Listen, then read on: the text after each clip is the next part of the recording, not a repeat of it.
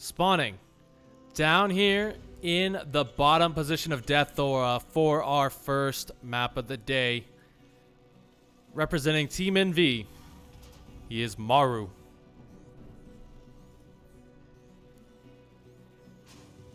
And his opponent up here in the top. Former teammate, but now mortal enemy in this quarterfinal. Give it up for Rogue.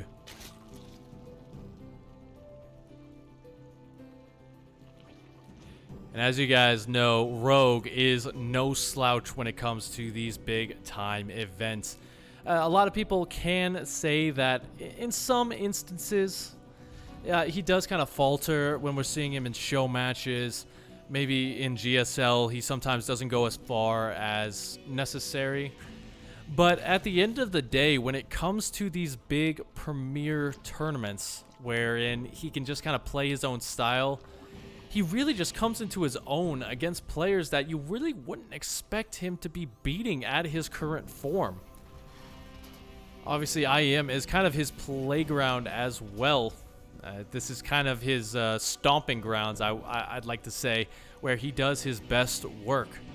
And MARU, you know, he's been coming off the injury, but you know what? I'm really glad for MARU, because his new team pretty much gave him the little bit of a sit down and said, you know what, man, your wrists need to get healed. So they set him up with a pretty good trainer. They set him up with a really top tier facility.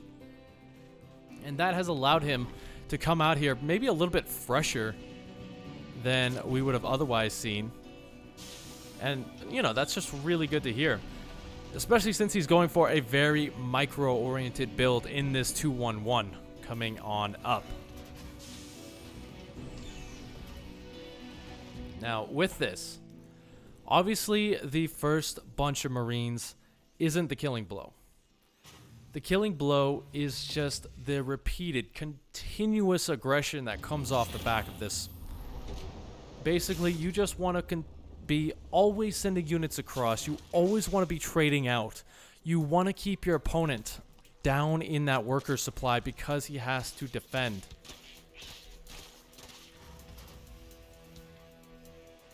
And MARU, you know, he has been a player to go kind of towards that late game in a lot of series recently. It's kind of been his playground. His late game TVZ is so good. Rogue, you can say the same for, but with MARU, it can be very defensive. He goes up to ghosts, tanks, liberators, and he just slowly pushes across the map with that in a way that it just overwhelms the Zerg player.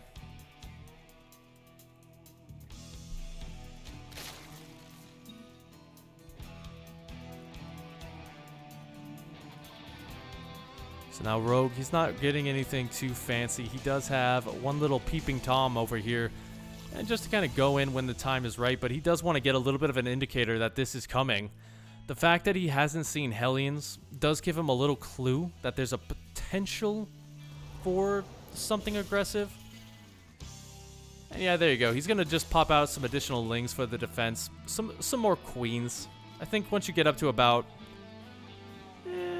20 to 30 lings and 5 queens, that's kind of the kind of best defense that you can have.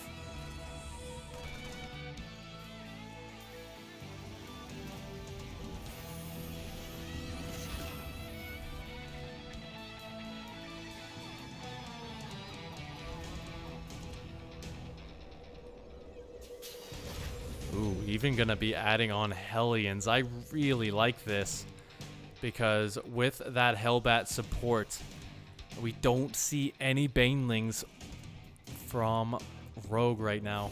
Now, he is making a couple of the good steps. He's got his 2 Evo chambers down, and he will be going up to +1 much quicker than MARU. And that's one of the big things that you have to do in this build. Like, you can't fall behind in terms of upgrades, or you're just going to get overwhelmed.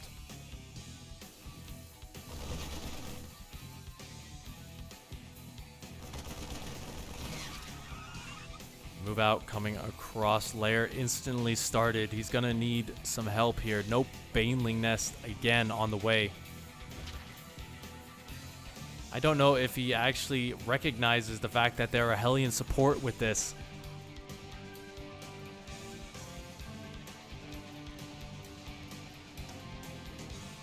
But I digress on that one. There you go.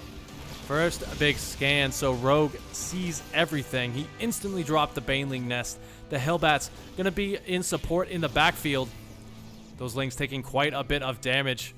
Not stimming forward just yet, being very cautious with these units, as he knows that if he loses them, then he's gonna be very far behind.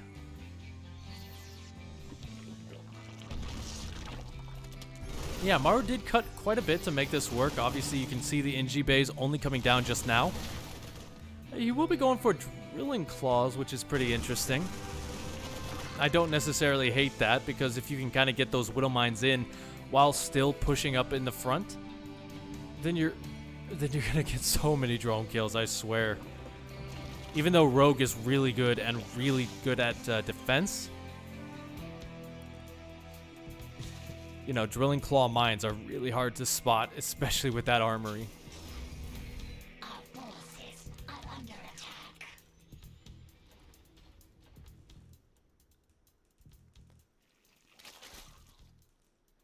Now still just threatening the front. Trying to sell the move out. As he rotates between the 4th and the 3rd. We got the Widow Mines on a dead set path for the main base. Only one queen in position with that Spore Crawler very far out. Here we go, the queens. Doing what they can. They do have enough for the transfuses. The Widow Mines, though, getting in. 9 workers killed. And Rogue gonna lose even more. Oh my goodness, that was about the worst case situation for Rogue. And now, even though he's cleaned this up, he's going to go for a little bit of a counterattack, but the reinforcements back at home, that is so many Widow Mines. Going to clean up quite a bit of this. Splits are decent, but the Widow Mines dropped into the natural now. Going to get even more. 22 workers going down. So the clock is ticking for Rogue. As once MARU starts to get up to that 3-base economy, that's when you can't really afford to drone up heavily anymore.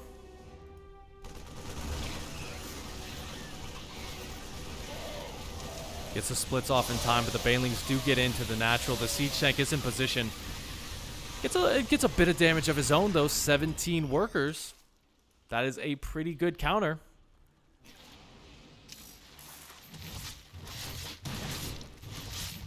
But he did throw away quite a bit of his Link production in order to do so. MARU, he's got the mules to replenish that.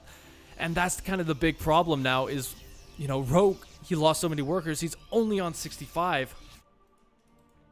And MARU is still pushing. So, if you make drones, you're gonna die.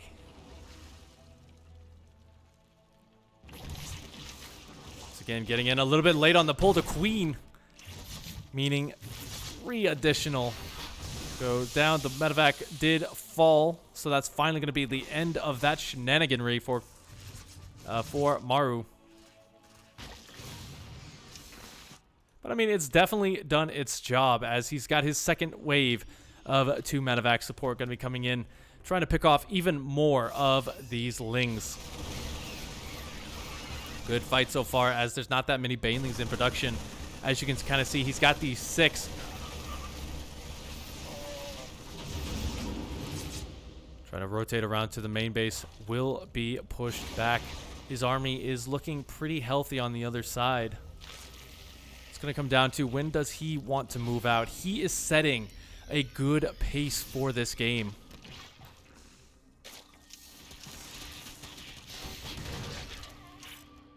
Still trying to get some semblance of damage as well with those Widow Mines.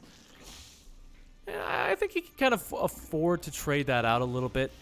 You know, he does have quite a few medevacs in the backfield. Looks like he tried to go for the main base. Got deflected. But now we see this little bit of a timer, just a tiny one, until that Hive Tech is finished. He's already got the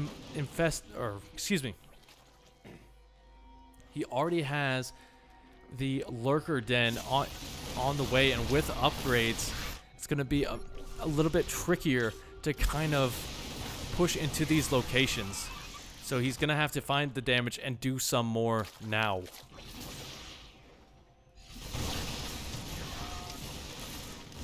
He is getting deflected a little bit on this side, but up over 40 army supply. Now going to be reinforcing the left side while also keeping the threat on the right.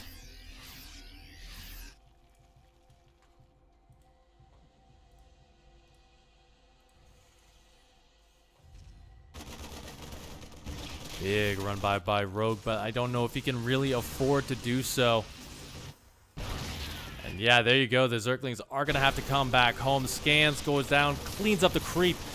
Right on top of this, the Widowmine going to get one of those queens. The transfuses is pretty good, and that's going to buy enough time for the army to get here. The surround as well going to be able to finish off this side, but now Maru's going to be hitting the other one.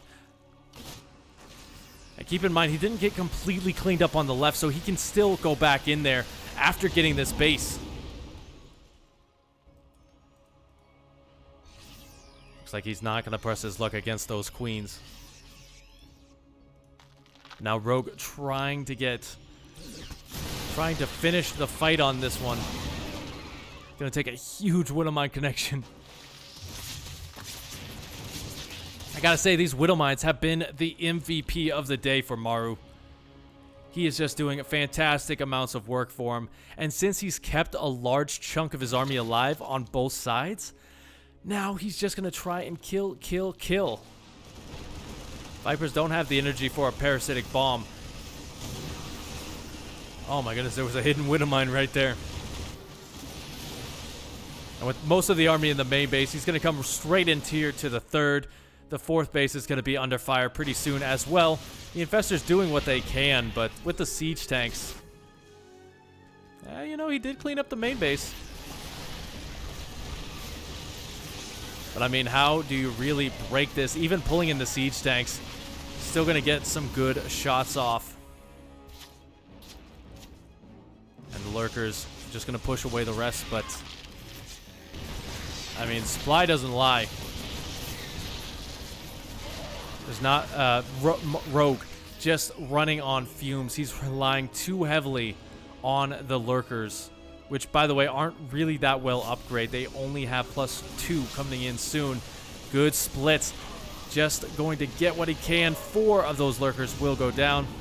3 of those lurkers will just go down. And MARU running on all cylinders.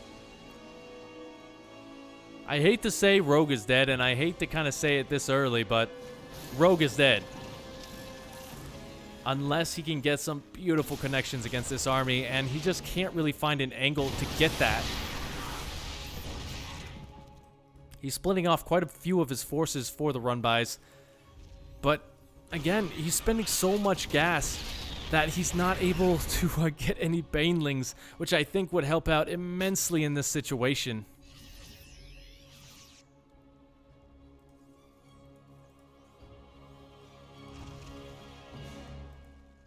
A little bit of a desperation Nidus Worm. As the scan's going to go down on the lurkers. He will start to kind of clean those up. The Blinding Cloud's going to force it back. But we already have the second army ready to pounce on the other side with those ghosts, with those siege tanks. And this is the unit composition that MARU excels in. Even if he doesn't win it, like, very soon, Rogue is just going to be slowly picked apart by this sieging Terran. And you know what? Rogue doesn't even want to think about that situation. GG is called. So MARU taking the first game of the series. Let's see if he can continue that streak in game number 2 on Oxide.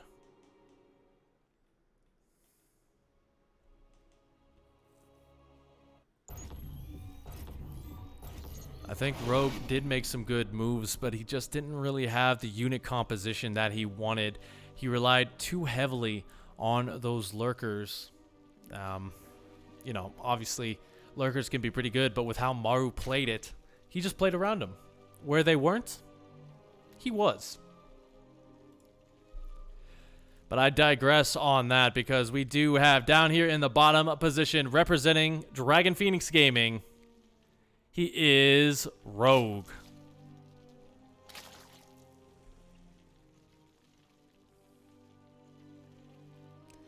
And his opponent up here in the top, spawning in for Team NV. Give it up for MARU.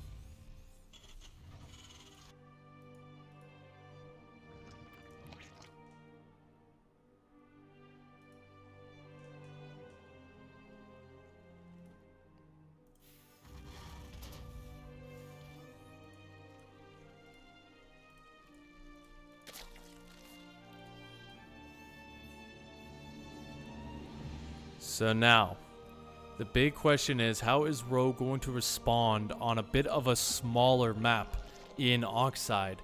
The rush distance, not that big.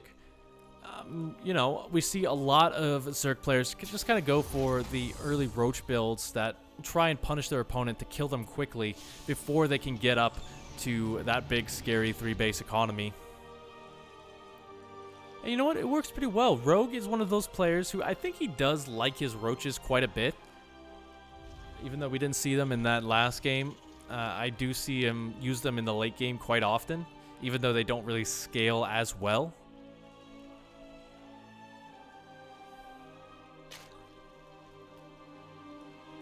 But you know what? It looks like he's not really doing anything too crazy. He's already pulled off of gas, so roaches are a little bit out of the question once you do that. And it's a normal game for MARU as well. Just going to be going up to Hellions.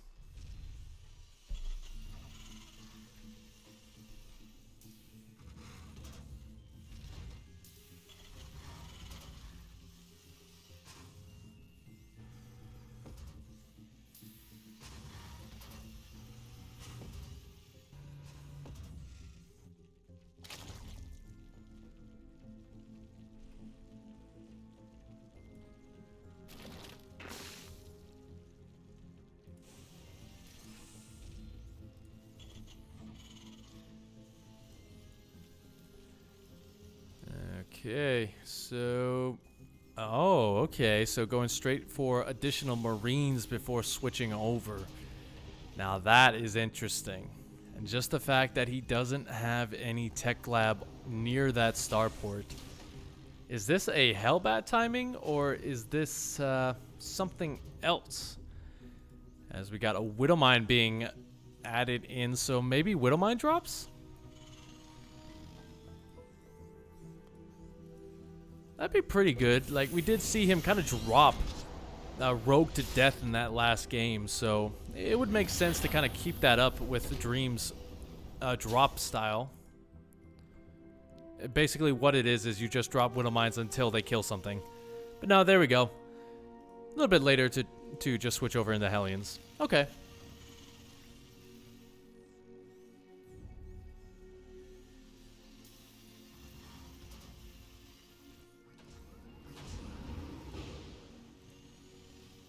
A little bit of a drop coming in. The Liberator as well. Going to be going towards the third or natural, all things depending. And this is kind of an interesting, you know, mix-up here for MARU, as he can pressure the front a little bit. He can drop in the main base and kind of just try and pull Rogue apart in that way. He does get in, but decides not to dive in just yet. There's a couple of Lings will make it in. Trying to find that location anyway. We'll get the Widowmine down. And that's going to clean up a lot of them, of the Zerglings, meaning that they can no longer fight in this location, but the Spore Crawler are going to force the Medevac away from that safe defensive location. Looks like that Hellion count has grown quite healthy, and it's just going to play around the front before diving in to the natural. And those drones are stacked up quite heavily. We'll get the Queen as well. So Rogue a little bit trapped outside of his own base. Another Queen gonna go down, and even though he will eventually clean this up, that is so much lost mining time. 11 workers as well going down. Look at that positioning.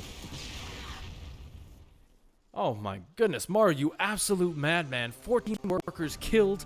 The supplies are completely even. And now he's got his third base coming up.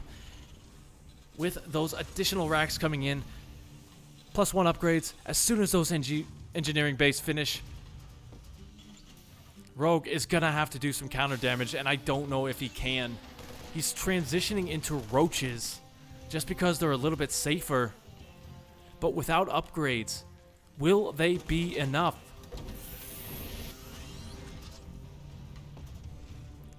Yeah, recognizing this, the siege tank is coming out. Did he see any semblance of that roach warren?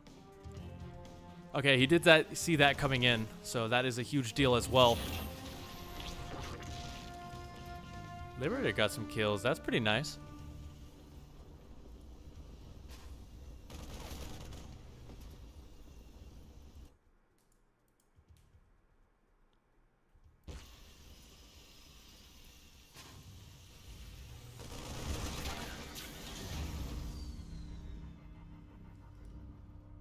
So with +1 about to finish, it looks like Maru's getting a little bit too adventurous. He's going to lose these Marines. The wall is down. Oh my goodness, this is bad. Although he does get to save the siege tank, and he does keep the roaches out for just a little bit longer, allowing him to clean up the lings in front. The SCVs are pulled to give a little bit of a buffer. But he's got the high ground vision, so that siege tank will fall. The Liberator in the back, just going to do what it can, but that will go down. Rogue, however, needs to get way more damage than this. And you know what? He decides GG is enough for me. So just from the fact that he wasn't able to finish the game off of that was the killing blow for him. And now we're going to be going into game number 3, where Maru is going to be looking to finish things off. But you know what? We have seen some upsets, some reverse sweeps, as you might say. So it's definitely not out of the realm of possibility for this guy in the bottom position to make his way back into it. Spawning in for Dragon Phoenix Gaming, he is Rogue.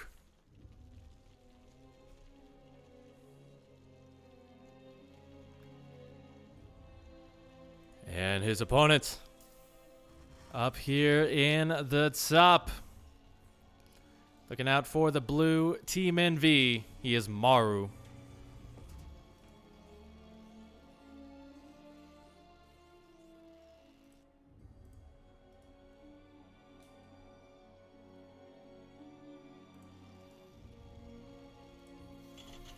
And he is already up to his old tricks.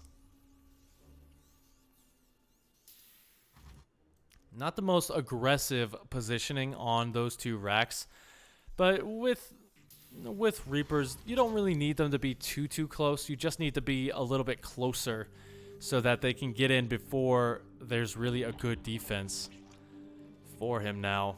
So we'll have to see how heavily he does engage into this, because with 2 racks, you still have that ability to kind of come out of it. You still have the way to get into factory, starport. And yeah, it looks like he's just going to save up that gas as well and go straight into Marines.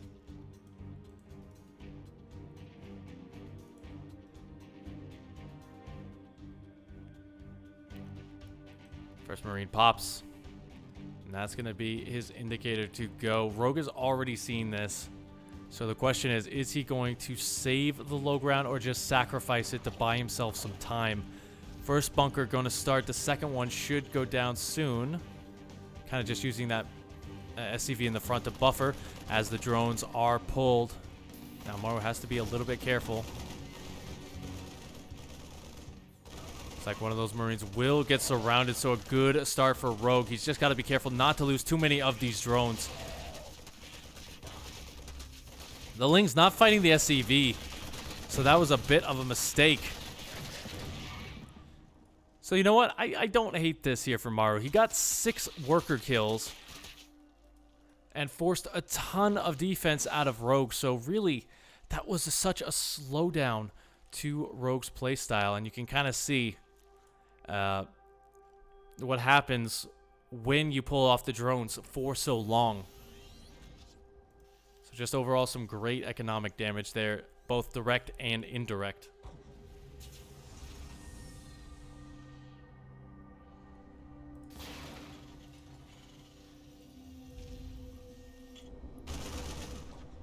Yeah, even the Lings can't make it up that ramp for right now. They have to retreat on home. They don't have speed, and they're not going to for another minute or two.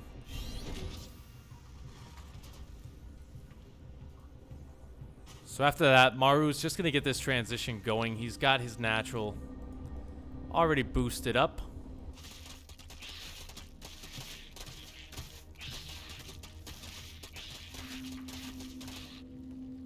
It looks like Rogue maybe wants to take that low ground expansion as well, since he's just kind of cleaning up the rocks on that side.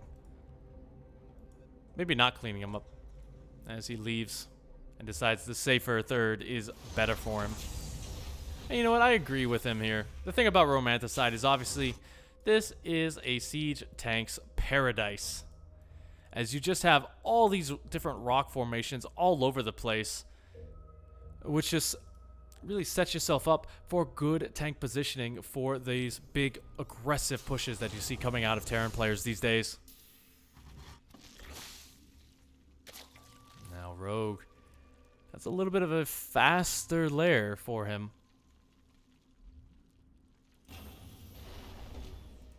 And it looks like he's going to be having to deal with some lifted Hellions. Has he seen that? The answer is no, but this Overlord should be a pretty good indicator that this is coming his way.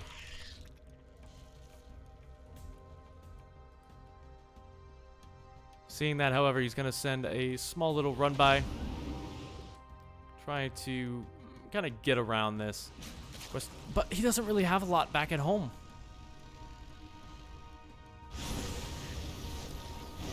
So already MARU getting the stack ups on a lot of these workers. 6 will go down. It's roasty toasty drone time. Oh, even sending the drones to fight Rogue, a little bit of a mistake there, quite blundered. But on the other side of things, he's going to be looking to give as much damage as he's taken. So far, it's not really working out for him, as the Marines on the high ground is enough to shoo this away. All 4 Hellions are still alive with that Medevac flying around.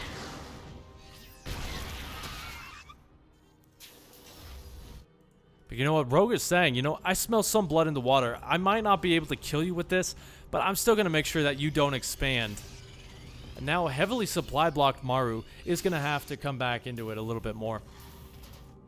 So we see the Hellions just going to be chasing down a lot of these Lings. That is a death sentence if they get that surround.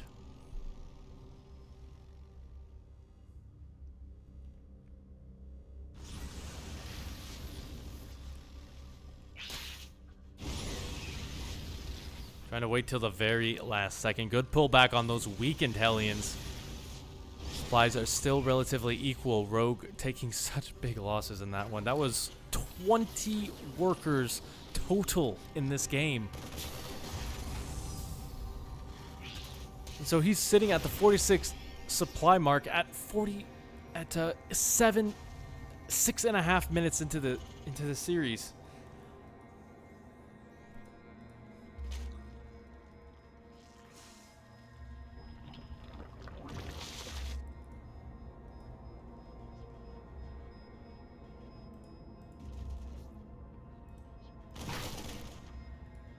Gearing himself up.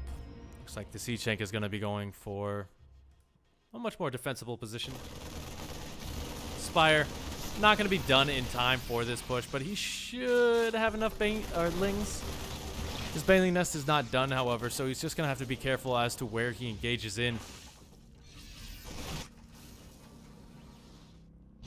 I really like this move as well, just sending the Lings out to make sure that the reinforcements are not going to be able to make it in time. It's like a hot pickup there. Will save a lot of those Marines, though. And that Ling count is starting to dwindle on that side.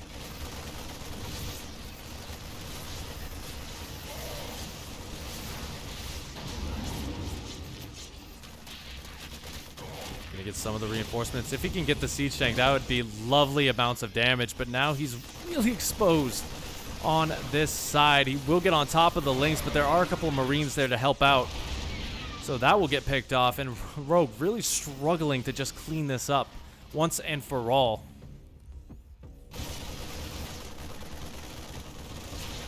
It's really just a messy one for him as he's going to lose some of these Mutalisks. Hot pickup going to go right on top of the siege tanks. Be able to clean those down. The medevac will survive with only 7 Marines, though. So now it's Rogue's turn to do a little bit of counter damage. He wants to find an angle where he can punish this, but so far, MARU gonna be forcing him back.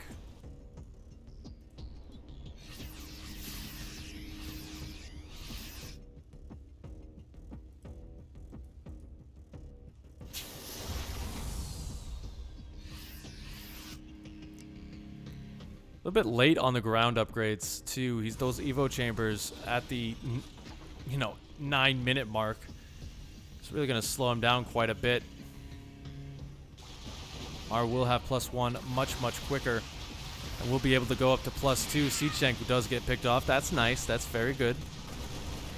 And kind of getting a cancel on that armory for the time being will mean that no Thors are going to be on the production tab, but he's going to sacrifice a couple of these mutas to make that happen.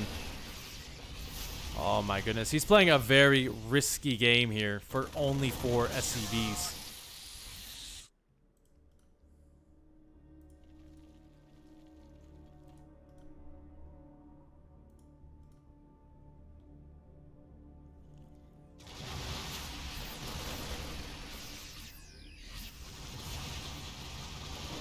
If he can get a kill on the 4th, that would be cool, but he just doesn't have the muta count in order to do so.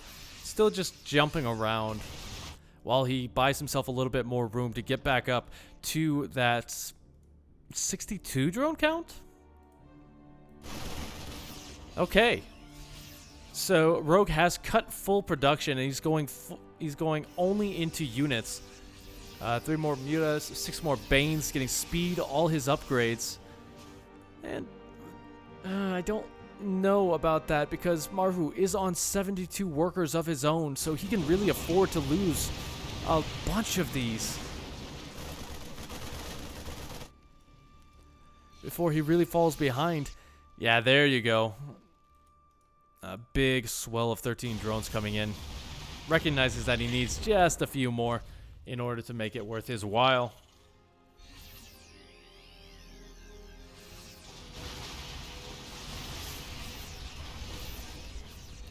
I gotta say, what I like about Rogue right now is that he's still keeping these threatening mutas around, forcing MARU to stay at home until he has a sizable defense of these Thors, of these drilling call Whittle mines. It just really bought him the room to get up to that 4th base, but now he is a little bit trapped. Just barely getting out of there by the skin of his teeth. Looks like we did have a small Baneling run by come in. Get a couple of kills there. So now kind of taking a look at the situation. 81 workers to 75 and 94 to 77. At that stage, a lot of that is in these Mutalisks. So one bad shot like that from the Thor and your game plan is gone. MARU about to have +2 as well, while yours is just now starting. In terms of getting that hive up, I just don't see it happening. Oh, but that's a nice pickoff. Getting the armory will delay +3.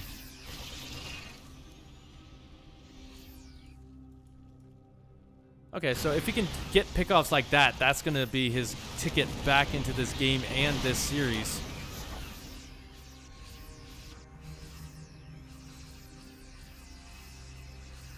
But the infestation pit going to be going down, making sure that he can go up to hive at a reasonable time.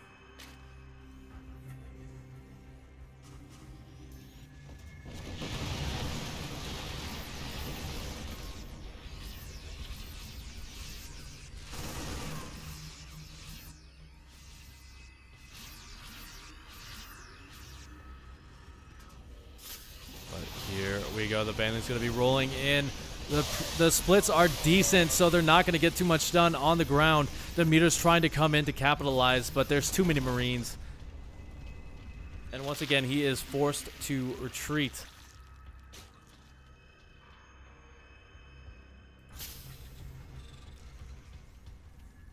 But all of this has allowed Rogue to build up this huge maxed out Ling army with a ton of Banes. 86 and 26 Banelings. So if you can get the good connections, that's going to be so bad for MARU. But here we go.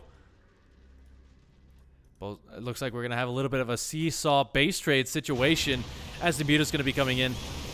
There are enough Marines on the high ground, and the Thor going to get a beautiful connection as well, but that's all a distraction as he comes straight in for the 4th base. On the other side of things, MARU does clean up this base up here and might get another one. Rogue expended so much to make that work, and now he's going to have to pull everything back at home. He cannot afford to lose any more bases. He just can't.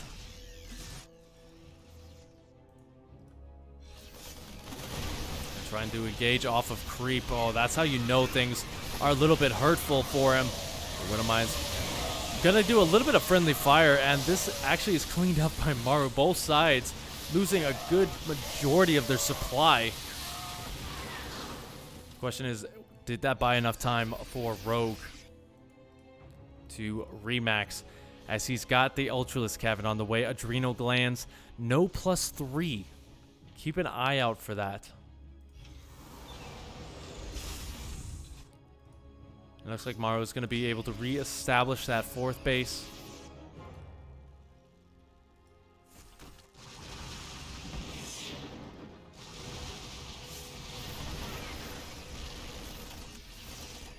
Now, taking a look at this as well, MARU doesn't have that transition. He is only on pure tier 1.5 units with the Marines and Marauders.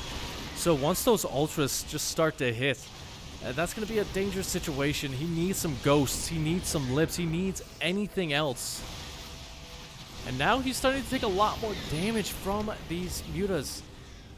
Losing all of these very expensive, time expensive, I must say, reactors is pretty bad for his economy. As you can see, 4 and 3. But here we go. MARU going to be looking to get another base down here. Sieges up both locations. Not really a big Bane count to help, and the Marauders are front to soak up the hits.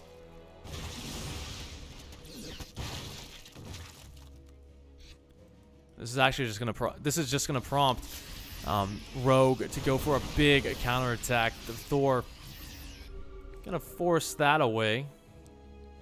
Alright, just playing it very... like, he's just threatening. He's not looking to fight just yet. He wants to bait this as far onto creep as possible. But here we go. The Banelings getting way too far into MARU. The splits are pretty good, and Rogue supply plummeted a little bit. Remaxing on 34 Lings, 9 more Banes. Only 1 lone Ultralisk, and that does fall. The Thor is getting some good shots on the Mutalisks. Rogue is able to clean up the right side, but the Marine count is just a little bit too high for him to engage in. MARU just tanking a lot of those shots as well. Hotboxing the Mutas, but those all will go down. The reinforcements, a steady trickle of blue across the map, and that's going to be it. MARU moves on to the semi-finals. Wow. What a series.